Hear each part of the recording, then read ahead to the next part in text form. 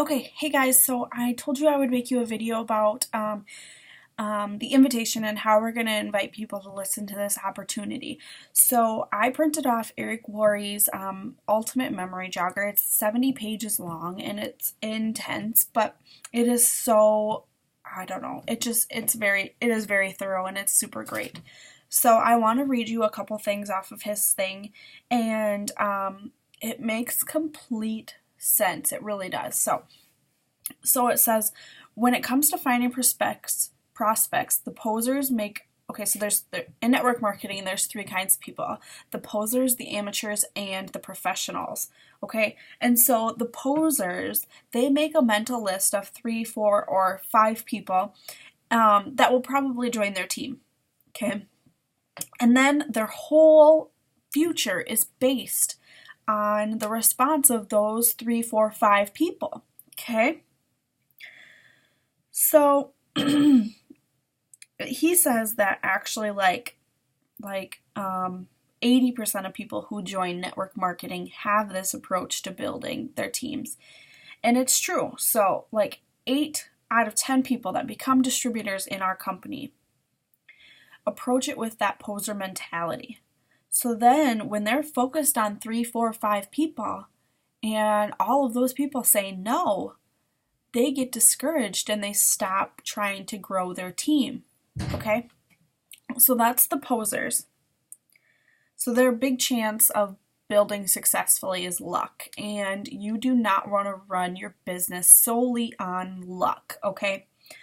So the second group is called the amateurs, and the amateurs make a small mental list, but they actually get to writing it down. Okay, so that's kind of like our 100s list. Okay, 100 people, that's considered more of an amateur type of a business mindset towards growing. Okay, so they make 100 people list. Okay, and the only difference between an amateur and a professional is that the professional is constantly adding new people to that 100s list.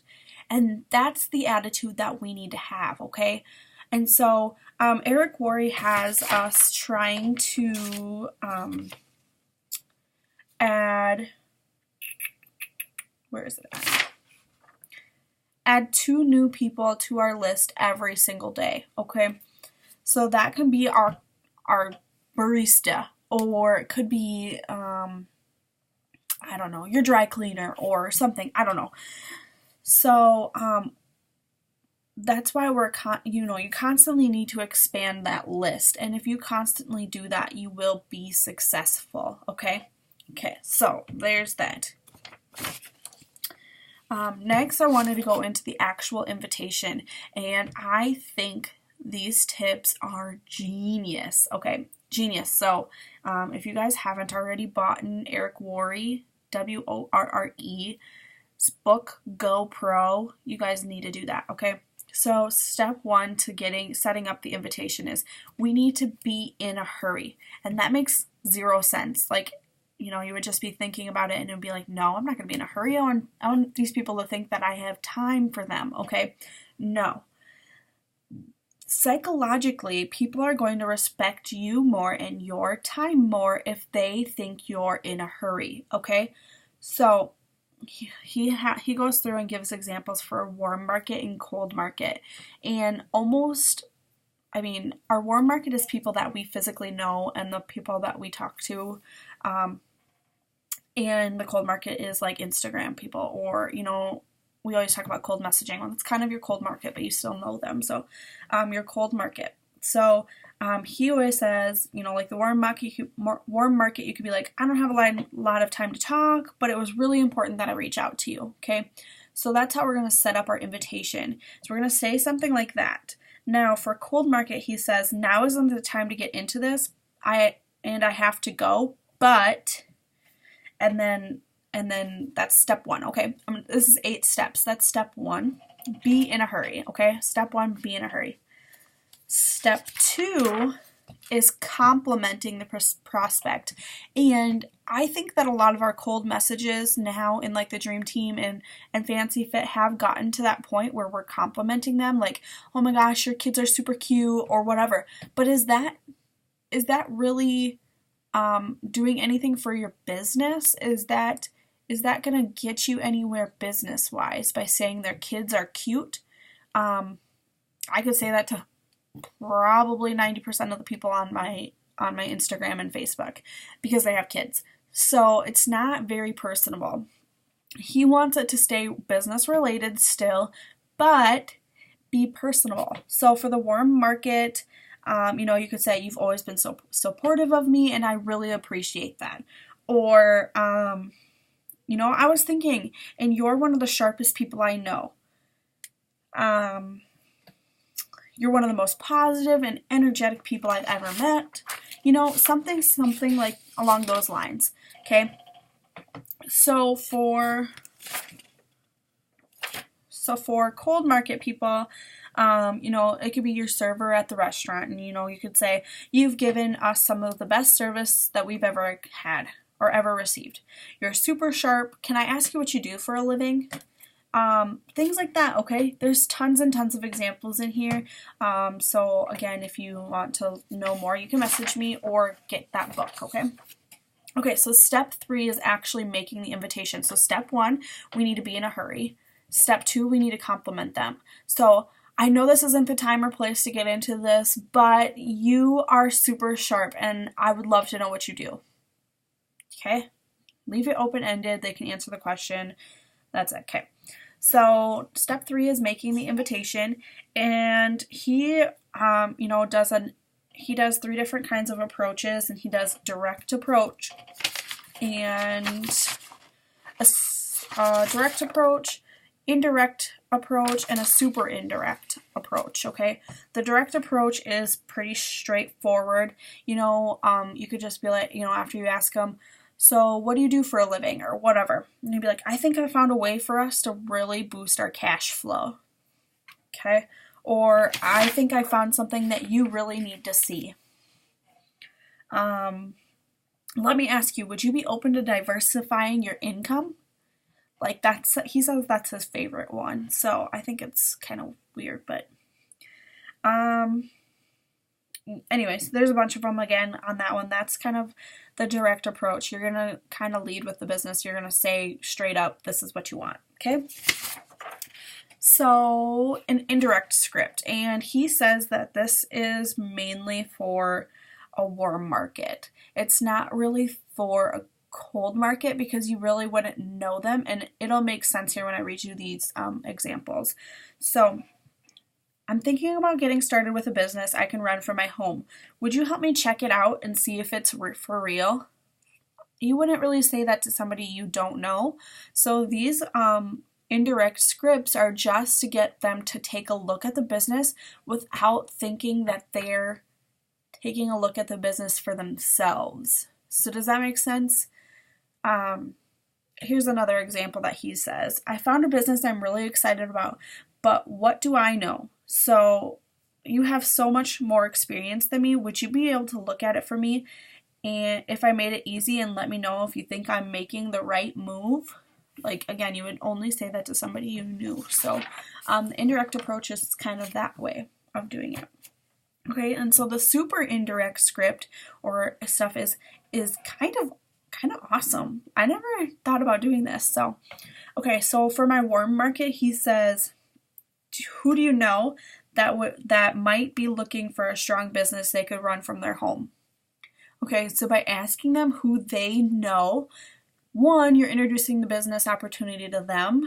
2, you're getting some prospects to add to your list, okay?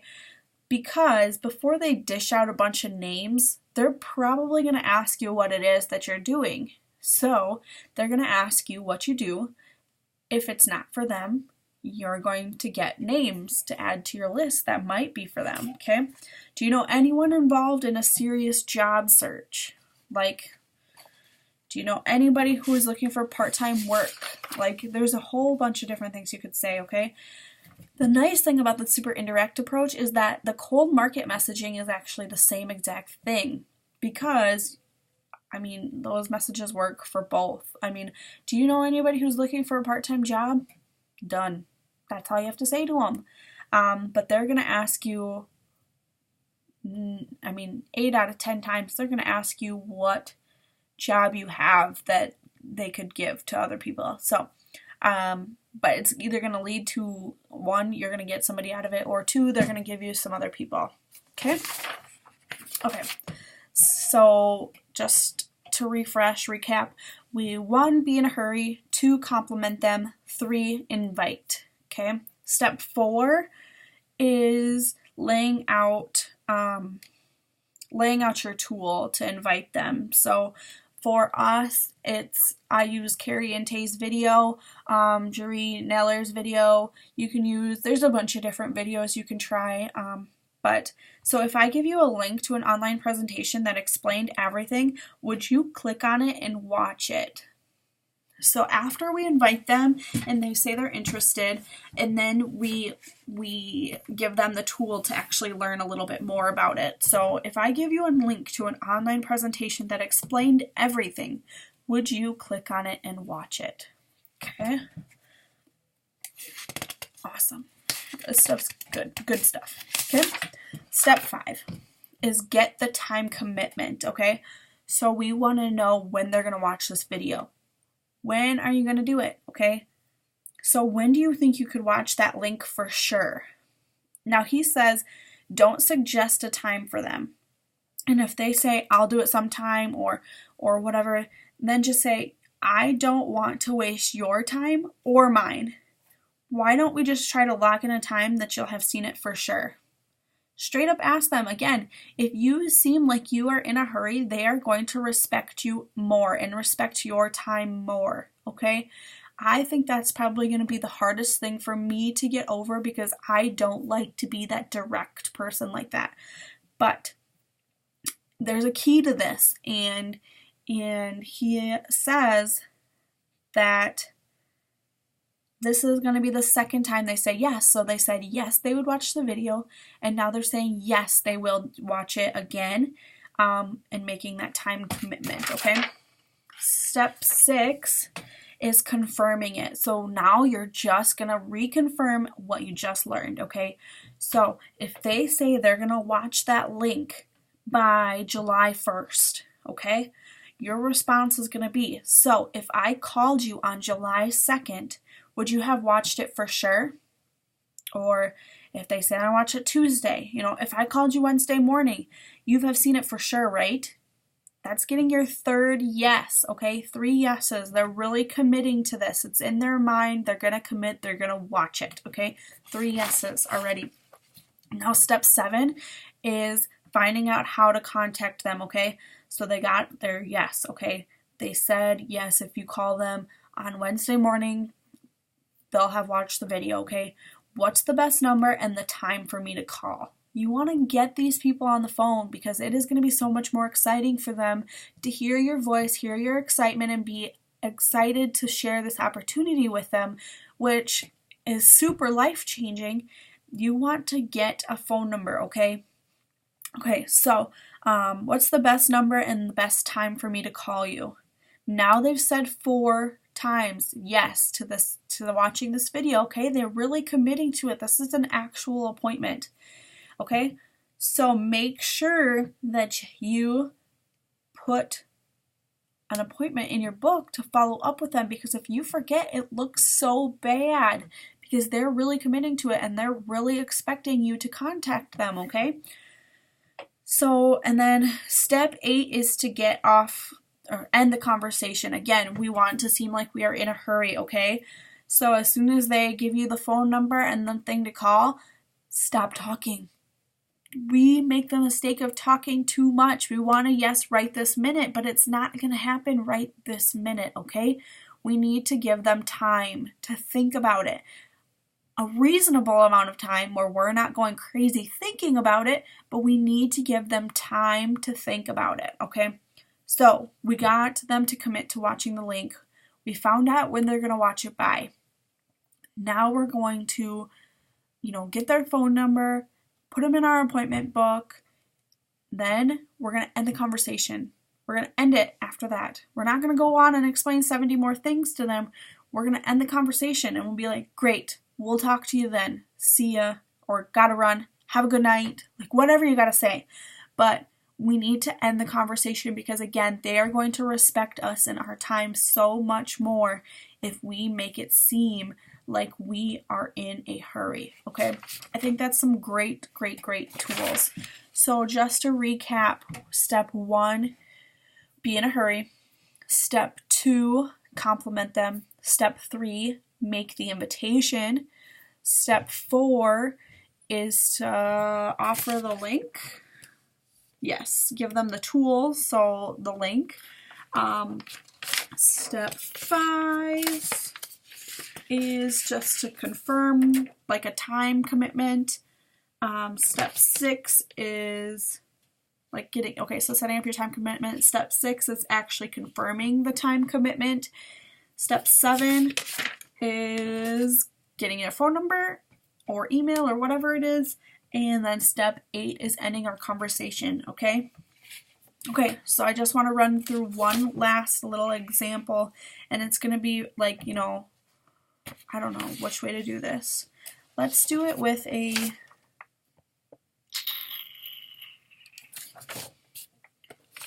let's do a super indirect approach, okay? Because I feel like that's probably going to be 90% of my prospects are going to be a super indirect approach, okay? This one says,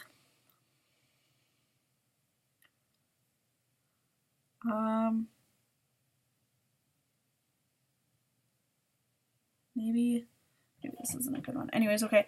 So now isn't the time to get into this, and I have to go, but you are super sharp. And I happen to be looking for some sharp people. Do you plan on doing what you're doing now for the rest of your career? No? Good. I have something that might interest you. Now's not the time to get into it, but I have a DVD that explains it all in great detail. If I gave it to you, would you watch it? When do you think you could watch it? For sure. So if I called you after that, you'll have reviewed it for sure, right? All right, I'll check back with you then. What's the best number and time for me to call? Okay, here it is. Thanks again for the excellent service, and I'll talk to you soon. Okay.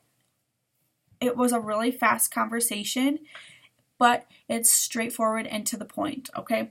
So if you guys have any questions or would like more examples, please message me or feel free to look up the memory jogger for yourself. Eric Worre, Worre. All right, have a good night.